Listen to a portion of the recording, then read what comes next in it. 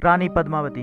दोस्तों, कुछ ही साल पहले आई फिल्म पद्मावती की कहानी कई लोगों ने देखी होगी, लेकिन इस फिल्म में जो असलियत थी वो नहीं बताई गई। रानी पद्मिनी राजा गंधर्व सेन और रानी चंपावती की पुत्री थी।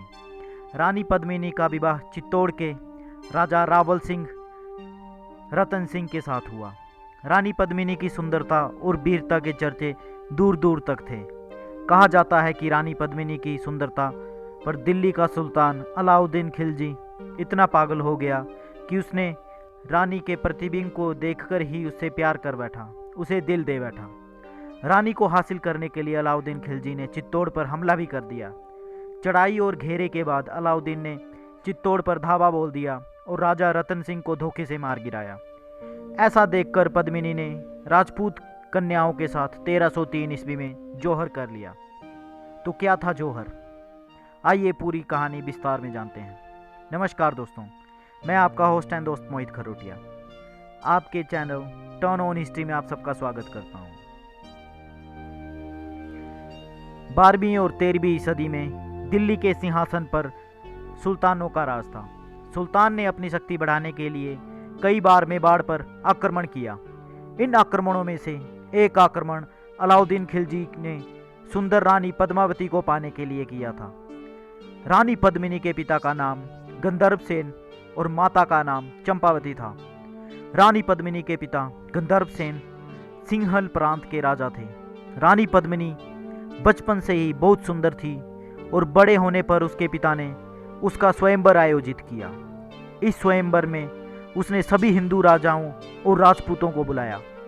एक छोटे प्रदेश के राजा मलखान सिंह भी उस स्वयंवर में आया था। रतन सिंह ने मलखान सिंह को स्वयंवर में हराकर पद्मिनी से विवाह कर लिया। विवाह के बाद वो अपनी दूसरी पत्नी पद्मावती के साथ वापस चित्तौड़ लौट आया। एक अच्छे शासक और पति होने के अलावा रतन सिंह कला के संरक्षक भी थे। उनके दरबार में कई प्रतिभाशाली लोग थे, जिनमें से राघव चेतन संगीतकार भी एक था। राघव चेतन के बारे में लोगों को ये पता नहीं कि वो एक जादूगर भी है। वो अपनी इस बुरी प्रतिभा का उपयोग दुश्मन को मार गिराने में उपयोग में करता था।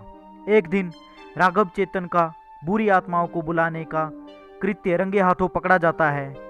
इस बात का पता चलते ही रावल रतन सिंह उसका मुंह काला करवाकर उसे गधे पर बिठाकर अपने राज्य से निकाल देते हैं। रतन सिंह की इस कठोर सजा के कारण राघव चेतन उसका शत्रु बन जाता है। अपने अपमान से नाराज होकर राघव चेतन दिल्ली के सुल्तान अलाउद्दीन खिलजी को उकसाकर उसे चित्तौड़ पर हमला करने की योजना बनाता है।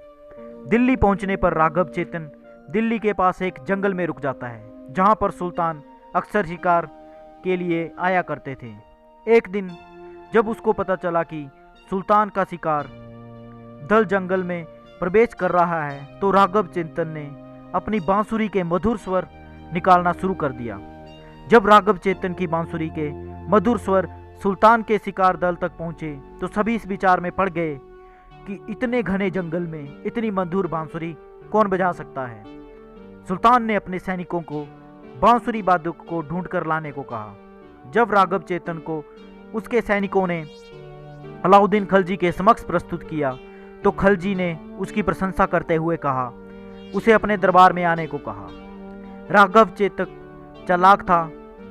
उसने उसी समय सुल्तान से पूछा, आप मुझ जैसे साधारण संगीतकार को क्यों बुलाना चाहते हैं, जबकि आपके पास कई सुंदर वस्तुएं हैं। राघव चेतन की बात में उलझते हुए खिलजी उससे कहता है, साफ साफ कहो क्या कहना चाहते हो।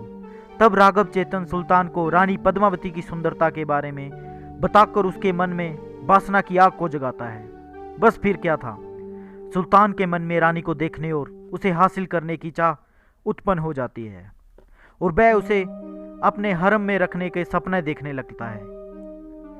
पद्मावती की एक झलक पाने के लिए चित्तौड़ पहुंच जाता है और वहां उसे चित्तौड़ का किला भारी रक्षण में नजर आता है। तब उसने राजा रतन सिंह को यह संदेश भिजवाया कि वह रानी पद्मावती को अपनी बहन के समान मानता है, बस उसकी एक झलक देखना चाहता है। सुल्तान की बात सुनते ही रतन सिंह माजरा समझ आता है, लेकिन द्वार पर खड़ी उसकी सेना को देखकर वह अपने राज्य को बचाने के लिए उसकी इस छोटी सी इच्छा को स्वीकार करने की भूल कर बैठता है।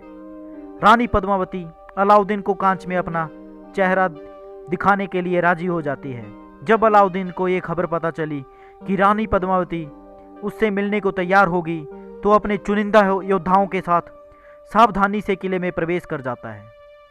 वह रानी के सुंदर चेहरे को कांच के प्रतिबिंब में जब देखता है तो पागल हो जाता है और मन ही मन तय कर लेता है इसे मैं अपना बनाकर ही रहूंगा। वापस अपने शिविर में लौटते वक्त अलाउद्दीन कुछ समय के लिए रतन सिंह के साथ चल रहा था। तभी खिलजी ने मौका देखकर रतन सिंह को बंदी बना लिया और पद्मावती की मांग करने लगा। चौहान राजपूत सेनापति गोरा और बादल ने यह जानकर सुल्तान को हराने के लिए एक चाल चलते हुए खिलजी को संदेश भेजा कि वह अगली सुबह पद्मावती को सुल्तान को सौंप दिया जाएगा।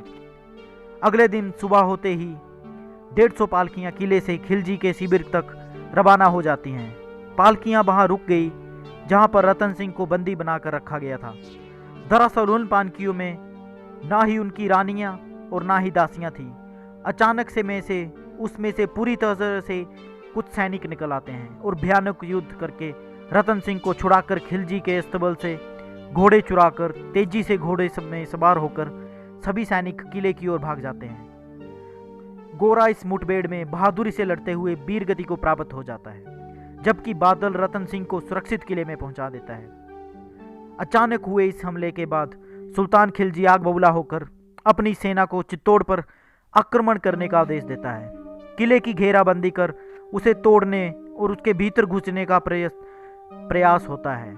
कड़ी घेराबंदी के चलते धीरे धीरे किले में खाद्य आपूर्ति समाप्त हो जाती है। लोग भूख से बेहाल हो जाते हैं।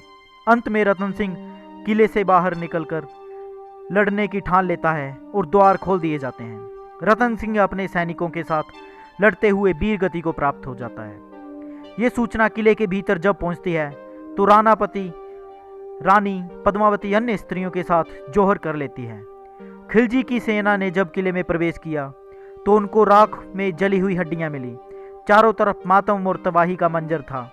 चित्तौड़ की महिलाओं ने इस जौहर की याद आज भी वहां की लोकगीतों में जिंदा है। ऐसा माना जाता है कि इतिहासकार ने राजपूतों के इस दर्दनाक इतिहास को दबा दिया और सिर्फ यही दर्ज किया कि चित्तौड़ पर खिलजी का यह मात्र एक सैन्य अभियान था। धन्यवाद दोस्तों, इस वीडियो में इतना ही। उम्मीद है आपको वीडियो पसंद आई होगी। चैनल को सब्सक्राइब कर दें और भारतीय इतिहास से जुड़े कई तथ्य की जानकारी प्राप्त करने के लिए इस चैनल के वीडियोस को शेयर भी कर दें। धन्यवाद।